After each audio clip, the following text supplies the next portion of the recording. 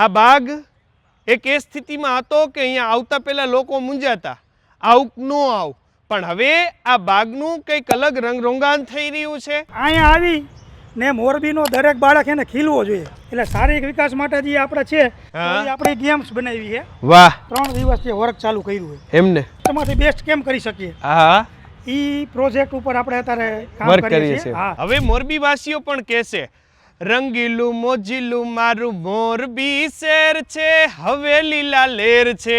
ડિમોલેશનના દ્રશ્યો વચ્ચે ક્યાંક રંગરોગાન થઈને કંઈક એવું મોરબીનું નિર્માણ થઈ રહ્યું છે જ્યાં 2 વર્ષ પછી આવીને દરેક લોકો આશ્ચર્યમાં મુકાશે. આરબી ન્યૂઝની અંદર આપ સૌ લોકોનું હાર્દિક સ્વાગત છે ને હું છું તમારી સાથે રવિ બરાસરા.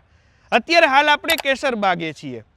આ બાગ એક એ સ્થિતિમાં હતો કે અહીંયા આવતા પહેલા લોકો મૂંઝાતા, આવ ન આવ, પણ હવે આ બાગનું કંઈક અલગ રંગરોગાન થઈ રહ્યું છે. એ વિશે વધુ વાતચીત કરવા માટે અત્યારે હાલ મોરબીના ખ્યાતનામ પેન્ટર એ વાઘેલા સાહેબ આપણી સાથે જોડાયા છે. સૌથી પહેલા સ્વાગત છે આપનું.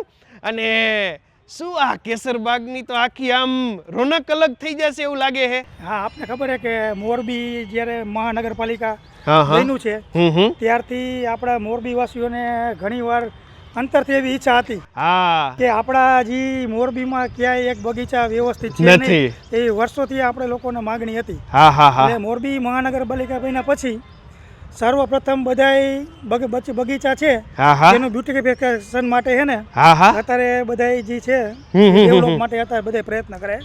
એની અંદર આપણે જોઈએ તો એમાં પેલા બગીચાની સ્વચ્છતા, પછી આપણે બધા જે વૃક્ષો છે એ વૃક્ષોના બધા વ્યવસ્થિત ઉછેર, પછી એનું બધું ડેવલપિંગ, પછી ગાર્ડનનું આખું ડેવલપિંગ, પછી તેમાં જે આ દિવાલો છે તેમાં બધા અલગ અલગ કલર ચિત્ર, પછી કલર, વાહ, પછી બેન્ચ બેન્ચના કલર માટે, વાહ, પછી આજે આપણે વૃક્ષો હતા જોઈએ કે પેઇન્ટિંગ થાય વૃક્ષો, એટલે એના માટે કે અહીંયા આવી ને મોરબીનો દરેક બાળક એને ખીલવો જોઈએ. મોરબીના બધા અધિકારીનું એવી રીતના હતું કે બાળક અહીંયા આવે તો એનો શારીરિક વિકાસ સાથે માનસિક વિકાસ બે થાય. એટલે શારીરિક વિકાસ માટે જે આપણે છે આપણી ગેમ્સ બનાવી છે. વાહ, આપણે સાપ સીડી જે આપણી નાનપણમાં ગેમ હતી.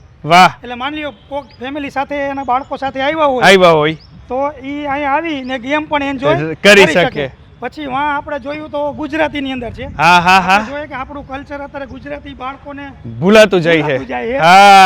માટે સ્પેશિયલ કરીને આપણે ગુજરાતી અક્ષર એ લખ્યા છે. પછી એને ચિત્રો એવા બધા બાળકોને માટે બાળકો ચિત્ર જોઈને પહેલા પ્રસન્ન થતા હોય. 3 દિવસથી વર્ક ચાલુ કર્યું હોય એમને. આ પછી જેમ જેમ આખું આની રીતના માણસોનું એક જે પછી અહીંયા માન્યો કાયમીના ધોરણે મહાનગરપાલિકાનો એક માણસ અહીંયા રહેશે જેથી વ્યવસ્થિત આની એને જાળવણી થઈ શકે. આપણે ગુજરાત સરકારનું ને આપણે મહાનગરપાલિકાનો એ રીતના વાત હતી કે આપણે એને બને ત્યાં સુધી વેસ્ટમાંથી બેસ્ટ કેમ કરી શકીએ. ઈ પ્રોજેક્ટ ઉપર આપણે અત્યારે કામ કરીએ છીએ. એટલે આપણે માની લો વૃક્ષ છે ને પ્રત્યે આપણે જોવાનો દ્રષ્ટિકોણ હોય ને થોડોક ચેન્જ થાય છે. આવી રીતના પાછું માની લો આર્ટની દ્રષ્ટિએ માણસને બીજી કઈ વસ્તુમાં ઓછો રસ હોય. આર્ટ માણસ જોવે ને એટલે માણસ ખીલતો હોય. કોઈને પણ નાનો બાળકથી માંડી 70 વર્ષનો વૃદ્ધ હોય ને એ આર્ટને જોઈને ખીલે. એક વડીલ પણ અત્યારે હાલ અહીંયા બેઠા છે. શું નામ છે કાકા આપનું?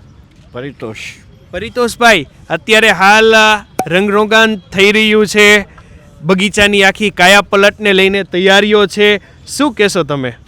સારી વાત છે, ડેવલપમેન્ટ થાય તો એમાં પબ્લિકને અમારે જેવા વૃદ્ધોને ટાઈમ પસાર કરવા, સમય પસાર કરવા માટે સ્થળ મળી રહે. પણ આ બધી જે કંઈ પણ ફેસિલિટીઝ છે, જે કંઈ પણ વસ્તુઓ આપણા માટે જ થઈ રહી છે, તો એની માવજત કરવી, એને જાળવવું, એને છે એવી ટકાવી રાખવી એ પણ આપણી જ ફરજ છે. થેન્ક યુ સો મચ અમારી સાથે જોડાવા માટે. તમે લોકો તમારા Facebook page, YouTube channel, Instagram ઉપર, અને હું હતો તમારી સાથે રવિ બરાસરા.